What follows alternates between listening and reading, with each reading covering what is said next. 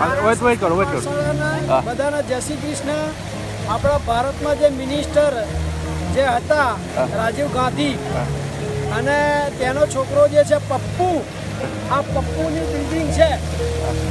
આ જે છે પપ્પુની બિલ્ડિંગ છે, આખા ભારતને લૂંટી અને આવડી મોટી બિલ્ડિંગને પરચેસ કરી છે.